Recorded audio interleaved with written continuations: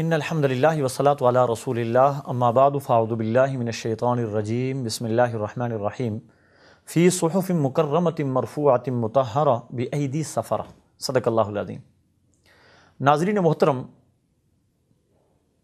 اللہ تعالیٰ نے حضور پاک صلی اللہ علیہ وسلم کو جس طرح نبوت کے لیے منتخب کیا، اسی طرح اللہ تبارک و تعالیٰ نے چن چن کر آپ کے لیے آپ کے حضرات صحابہ اکرام کو منتخب کیا۔ خود رسول اللہ صلی اللہ علیہ وسلم کا ارشاد گرامی ہے، ان اللہ اختارنی واختار علی اصحابی، کہ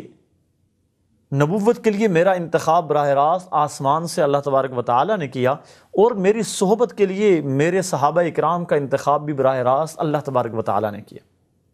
ان صحابہ اکرام میں ہر ایک صحابی آسمان ہدایت کا ستارہ ہے، جیسا کہ آپ صلی اللہ علیہ وسلم نے ایک دوسری حدیث میں ارشاد فرمایا، اصحابی کالنجوم، میرے صحابہ ستارے ہیں، ان کی مثال ستاروں کی مثال ہے، بِأَيِّهِمْ اقْتَدَيْتُمْ اهْتَدَيْتُمْ، ان میں سے تم جس ایک کی بھی اتباع کرو گے تم ہدایت پا جاؤ گے۔ ان صحابہ اکرام میں ایک بہت بڑا نام سیدنا امیر معاویہ ابن ابی سفیان رضی اللہ عنہما ہے۔ حضرت امیر معاویہ رضی اللہ تعالی عنہ اسلامی تاریخ کے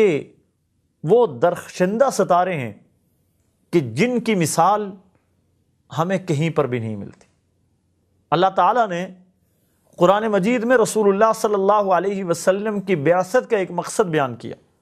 هو الذی ارسل رسولہ بالہدی ودین الحق لیظہرہ علی الدین کلہ، کہ اللہ وہ ذات ہے جس نے اپنے پیغمبر کو بھیجا دین حق دے کر اور ہدایت دے کر، لیظہرہ علی الدین کلہ، تاکہ اس دین کو باقی تمام ادیان کے اوپر غالب کر دیا جائے۔ یہ بعثت رسالت کا مقصد اللہ نے بیان کیا۔ اس مقصد کے تحت اگر ہم دیکھیں تو رسول اللہ صلی اللہ علیہ وسلم جب دنیا سے رحلت کر کے گئے، اس وقت دین اسلام باقی تمام ادیان پر غالب نہیں ہوا تھا۔ یہ دین اسلام حضرات خلفائے راشدین کے دور میں، خصوصاً حضرت عمر رضی اللہ تعالی عنہ کے دور میں، باقی ادیان کے اوپر غالب ہو گیا۔ باقی ادیان اس دین اسلام سے مرعوب ہو گئے اور دین اسلام سے ڈرنا شروع ہو گئے، اور دین اسلام کو انہوں نے اپنے اوپر غالب مان لیا۔ لیکن جغرافیائی اعتبار سے سیدنا عمر فاروق، سیدنا عثمان غنی رضی اللہ تعالی عنہ کے دور میں بھی دین اسلام باقی ادیان پر غالب نہیں ہوا تھا۔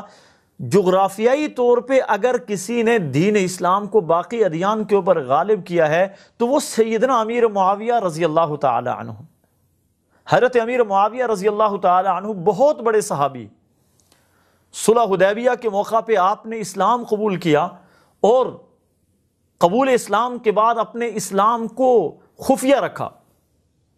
اور فتح مکہ کے موقع پہ جب اپنے اسلام کا اعلان کیا تو اسلام کا اعلان کرنے کے بعد سیدنا امیر معاویہ رضی اللہ تعالی عنہ نے خود حضور صلی اللہ علیہ وسلم سے عرض کی کہ اللہ کے رسول، میں صلح حدیبیہ کے موقع پہ 6 ہجری میں اسلام قبول کر چکا تھا، لیکن اپنے گھرانے کی وجہ سے میں نے اپنے اسلام کا اعلان نہیں کیا تھا، آج اپنے اسلام کا اعلان کرتا ہوں۔ حضرت امیر معاویہ رضی اللہ تعالی عنہ نے جب اسلام کا اعلان کیا، وہ رسول اللہ صلی اللہ علیہ وسلم کے مصاحب خاص بن گئے۔ آپ صلی اللہ علیہ وسلم کو اتنا اعتماد تھا سیدنا امیر معاویہ رضی اللہ تعالی عنہ پر کہ حضور صلی اللہ علیہ وسلم نے کتابت وحی کی ذمہ داری سیدنا امیر معاویہ رضی اللہ تعالی عنہ کو دے دی۔ حضرت امیر معاویہ آسمان سے قرآن نازل ہوتا، رسول اللہ صلی اللہ علیہ وسلم بلاتے اور بلا کر حضرت امیر معاویہ سے قرآن کی کتابت کروایا کرتے تھے، اور حضرت امیر معاویہ رضی اللہ تعالی عنہ پر اعتماد تھا کہ رسول اللہ صلی اللہ علیہ وسلم جتنے بھی خطوط لکھواتے تھے لوگوں کے لیے، دنیا کے بادشاہوں کے لیے، اس کے لیے سیدنا امیر معاویہ رضی اللہ تعالی عنہ کی خدمت لیا کرتے۔ حضرت امیر معاویہ رضی اللہ تعالی عنہ کے لکھے ہوئے خطوط کی مختلف تعداد مورخین نے بیان کی ہے، بعض نے 11، بعض نے اس سے زیادہ، حتیٰ کہ بعض نے 44 تک لکھی ہے کہ 44 خطوط ہیں جو سیدنا امیر معاویہ رضی اللہ تعالی عنہ نے اپنے ہاتھ کے ساتھ لکھے اور رسول اللہ صلی اللہ علیہ وسلم نے مختلف لوگوں کو روانہ کی۔ حضرت امیر معاویہ رضی اللہ تعالی عنہ کو رسول اللہ صلی اللہ علیہ وسلم نے دعا دی، اللہم اجعلہ ہادیا مہدیا واہدی بہ، یا اللہ امیر معاویہ کو ہادی بنا، مہدی بنا، اس کے ذریعے ہدایت کو عام فرما، خود ہدایت یافتہ بنا، دوسروں کی ہدایت کا ذریعہ بنا، اور اس کے ذریعے ہدایت کو پوری دنیا تک پہنچا۔ اور ایک دوسری حدیث ہے جس میں رسول اللہ صلی اللہ علیہ وسلم نے ارشاد فرمایا، اللہم علمہ الکتاب، اللہم علمہ الکتاب والحساب وقہ العذاب، یا اللہ امیر معاویہ کو کتاب کا علم دے، حساب کا علم دے، اور عذاب سے بچا کل قیامت کے دن۔ حضرت امیر معاویہ رضی اللہ تعالی عنہ کے بارے میں آتا ہے کہ انتہائی ذہین فتین تھے، عرب کے چند ذہینوں میں ان کا شمار ہوتا تھا۔ مکہ میں جو کل 17 یا 18 لوگ پڑھے ہوئے تھے، پڑھے لکھے لکھنا پڑھنا جانتے تھے، ان میں ایک سیدنا امیر معاویہ رضی اللہ تعالی عنہ تھے۔ حضرت امیر معاویہ رضی اللہ تعالی عنہ کو علم الفرائض، وراثت کے معاملات کا بہت زیادہ علم تھا۔ اسی طرح علم ریاضی میں سیدنا امیر معاویہ رضی اللہ تعالی عنہ اپنا ثانی نہیں رکھتے تھے۔ حضرت امیر معاویہ رضی اللہ تعالی عنہ قبیلہ بنو امیہ کے ساتھ ان کا تعلق ہے، والد بھی صحابی، والدہ بھی صحابیہ۔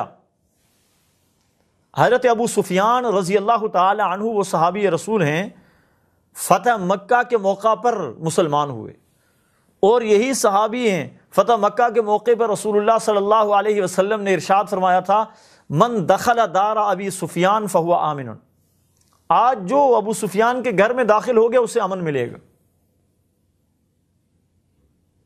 ابو سفیان کے بیٹے سیدنا امیر معاویہ رضی اللہ تعالی، حضرت عمر رضی اللہ تعالی عنہ نے اپنے دور خلافت میں حضرت امیر معاویہ رضی اللہ تعالی عنہ کو شام کا گورنر بنایا۔ حضرت عثمان غنی رضی اللہ تعالی عنہ نے آپ کو اپنے عہدے کے اوپر برقرار رکھا۔ سیدنا علی المرتضیٰ رضی اللہ تعالی عنہ جب خلیفہ ہوئے تو سیدنا علی رضی اللہ تعالی عنہ اور سیدنا امیر معاویہ رضی اللہ تعالی عنہ کا آپس میں حضرت عثمان غنی رضی اللہ تعالی عنہ کے خون کے قصاص کے معاملے میں اختلاف ہوا، اور یہ اختلاف بڑا اور منافقین کی شرارت کی وجہ سے نوبت جنگ تک پہنچی۔ لیکن سیدنا علی المرتضیٰ رضی اللہ تعالی عنہ کی شہادت کے بعد جب سیدنا حسن ابن علی رضی اللہ تعالی عنہ تخت خلافت پر متمکن ہوئے تو 6 ماہ کے بعد سیدنا حسن ابن علی رضی اللہ تعالی عنہ نے حضرت امیر معاویہ رضی اللہ تعالی عنہ کے ساتھ صلح کر لی، آپ کے ہاتھ کے اوپر بیعت کر لی، اور اس کے بعد 20 سال تک سیدنا امیر معاویہ رضی اللہ تعالی عنہ مسلمانوں کے خلیفہ رہے۔ اور یہ جو بیعت سیدنا حسن ابن علی رضی اللہ تعالی عنہ نے کی تھی، یہ ایک حضور پاک صلی اللہ علیہ وسلم کی پیشن گوئی تھی۔ اس پیشن گوئی کو پورا کیا تھا سیدنا حسن ابن علی رضی اللہ تعالی۔ ایک موقع پہ رسول اللہ صلی اللہ علیہ وسلم نے حضرت حسن ابن علی رضی اللہ تعالی عنہ کے بارے میں ارشاد فرمایا تھا، ان ھذا ابنی سید، کہ میرا یہ بیٹا سردار بنے گا، لعل اللہ ان یصلح بین فئتین عظیمتین من المسلمین، کہ اللہ تبارک و تعالیٰ اس کے ذریعے 2 مسلمانوں کے بڑے گروہوں میں، بین فئتین عظیمتین من المسلمین، بڑے گروہوں میں اللہ تبارک و تعالیٰ صلح کروائے گا اس میرے بیٹے حسن کے ذریعے۔ اور یہ 2 بڑے گروہ کون سے تھے؟ یہی بڑے گروہ تھے جو سیدنا علی المرتضیٰ رضی اللہ تعالی عنہ کے دور میں مسلمان 2 حصوں میں تقسیم ہو گئے۔ انہیں واپس جوڑنے کا سہرا سیدنا حسن ابن علی رضی اللہ تعالی عنہ کے سر ہے۔ حضرت حسن ابن علی نے جب حضرت امیر معاویہ کے ہاتھ پر بیعت کی، اس کے بعد 18 یا 20 سال تک سیدنا امیر معاویہ رضی اللہ تعالی عنہ تخت خلافت پر متمکن رہے، اور پورے بلاد اسلامیہ میں ہر طرف امن ہی امن تھا سیدنا امیر معاویہ رضی اللہ تعالی عنہ کے دور میں۔ آپ کے دور میں اندرونی خلفشار مکمل طور پر ختم ہو گیا تھا، اور کوئی سازش جب کہیں سے بھی سر اٹھاتی، سیدنا امیر معاویہ رضی اللہ تعالیٰ عنہ سر اٹھانے سے پہلے اس کا سر کچل دیتے تھے۔ اور معمولی نہیں، نصف دنیا سے زائد پہ سیدنا امیر معاویہ رضی اللہ تعالی عنہ نے خلافت کی ہے 20 سال تک، 64,65,000 مربع میل، یہ نصف دنیا سے زائد حکومت، نصف دنیا سے زائد علاقے پہ سیدنا امیر معاویہ رضی اللہ تعالی عنہ نے خلافت کی، اور لِيُظْهِرَهُ عَلَى الدِّينِ كُلِّهِ کی عملی تفسیر سیدنا امیر معاویہ رضی اللہ تعالی عنہ کی شکل میں سامنے ہے۔ اور اللہ تبارک و تعالیٰ کی خشیت، آپ کے دل میں تقوی اور خدا کا خوف اتنا زیادہ تھا۔ سیدنا امیر معاویہ رضی اللہ تعالی عنہ کے بارے میں آتا ہے کہ ایک مرتبہ ایک صحابی رسول تھے جنہوں نے آپ کے سامنے ایک حدیث بیان کی کہ بہت سارے شہید ایسے ہیں جو ریاکار ہیں، اور ان کے ریاکاری کی وجہ سے بہت سارے شہید ایسے ہیں، بہت سارے اللہ کے راستے میں مال خرچ کرنے والے غنی ایسے ہیں، بہت سارے نمازی ایسے ہیں کہ جن کی نمازوں کا اللہ کے راستے میں خرچ کرنے کا، اللہ کے راستے میں داد شجاعت دینے کے بدلہ انہیں دنیا میں مل جائے گا، اور کل قیامت کے دن سب سے پہلے جہنم میں پھینکے جائیں گے۔ حضرت امیر معاویہ رضی اللہ تعالی عنہ نے جب یہ حدیث سنی، آپ کے آنسو نکلے، ہچکی بن گئی، اور صحابہ اکرام کہتے ہیں کہ ہم نے سمجھا کہ سیدنا امیر معاویہ اپنی جان دے دیں گے اس حالت۔ عہد اور وفاداری اتنی زیادہ تھی، عہد اور وعدے کا پیمان اتنا زیادہ تھا سیدنا امیر معاویہ رضی اللہ تعالی عنہ کے پاس کہ رومیوں کے ساتھ سیدنا امیر معاویہ رضی اللہ تعالی عنہ نے جنگ بندی کا ایک معاہدہ کی۔ اس معاہدے کی مدت ختم ہو رہی تھی تو حضرت امیر معاویہ رضی اللہ تعالی عنہ نے اپنی فوجیں تیار کرنا شروع کر دی کہ فوجوں کو تیار کر کے ہم روم کے بارڈر تک پہنچا دیں، تاکہ جیسے ہی معاہدہ ختم ہو فوری طور پر رومیوں پہ حملہ کر دیں۔ اس تیاری کو جب ایک صحابی رسول حضرت عامر ابن عبسہ رضی اللہ تعالی عنہ نے دیکھا،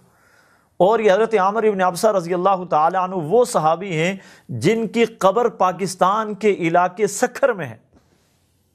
حضرت عامر ابن عبسہ رضی اللہ تعالی عنہ نے دیکھا جب فوجیں تیار ہو رہی ہیں اور ابھی جو ہمارا معاہدہ ہوا اس معاہدے کے چند دن باقی ہیں، تو حضرت عامر ابن عبسہ رضی اللہ تعالیٰ نے حضرت امیر معاویہ رضی اللہ تعالی عنہ سے جا کر کہا وفاء لا غدر، وفاء لا غدر، وفاء لا غدر، کہ مسلمانوں کا شیوا عہد کی پابندی کرنا ہے، دھوکہ کرنا نہیں۔ عہد شکنی مسلمان کو زیب نہیں دیتی۔ حضرت امیر معاویہ رضی اللہ تعالی عنہ نے آگے بھیجی ہوئی فوجیں ساری واپس بلا لی، کہ ان کے دل میں اللہ تبارک و تعالیٰ کا خوف بھی تھا، اور عہد و پیمان جو ہے وہ اس کی پابندی بھی حضرت امیر معاویہ رضی اللہ تعالی عنہ کے دل میں تھی۔ حضرت امیر معاویہ رضی اللہ تعالی عنہ کی وفات رجب المرجب کے مہینے میں ہوئی، 60 ہجری 22 رجب المرجب کو سیدنا امیر معاویہ رضی اللہ تعالی عنہ کا یوم وفات۔ اور اس دن انتہائی ایک افسوسناک بات ہے کہ ہمارے پاک و ہند میں، پاکستان، انڈیا اور کچھ اور علاقوں میں بہت سارے صحابہ اکرام کے دشمن ہیں جو اس دن کو عید کے طور پر مناتے ہیں، اعوذ باللہ۔ ان کے دلوں میں سیدنا امیر معاویہ رضی اللہ تعالی عنہ کا بغض ہے، آپ کا عناد ہے۔ اس بغض اور عناد کی وجہ سے 22 رجب المرجب کو کونڈوں کی عید منائی جاتی ہے، اور کہا جاتا ہے کہ امام جعفر صادق کا یوم پیدائش، حالانکہ تاریخی حقیقت ہے کہ اس دن نہ امام جعفر صادق پیدا ہوئے اور نہ ہی اس دن ان کی وفات ہوئی۔ صرف سیدنا امیر معاویہ رضی اللہ تعالی عنہ کے بغض میں کچھ لوگ 22 رجب کو کونڈوں کی عید مناتے ہیں، کونڈے پکاتے ہیں، تقسیم کرتے ہیں، شیرینی بناتے ہیں، تقسیم کرتے ہیں۔ ان کے دل میں سیدنا امیر معاویہ رضی اللہ تعالیٰ عنہ کا بغض ہے، اور سیدنا امیر معاویہ رضی اللہ تعالیٰ عنہ کے یوم وفات کو وہ عید کے طور پہ، خوشی کے طور پہ مناتے ہیں۔ تو اللہ تبارک و تعالی ہمیں صحابہ اکرام رضوان اللہ علیہم اجمعین کی حقیقی محبت نصیب فرمائے، صحابہ اکرام کے ساتھ عقیدت نصیب فرمائے، اور اللہ تبارک و تعالی صحابہ کے ان دشمنوں کو ہدایت نصیب فرمائے۔ السلام علیکم ورحمۃ اللہ وبرکاتہ۔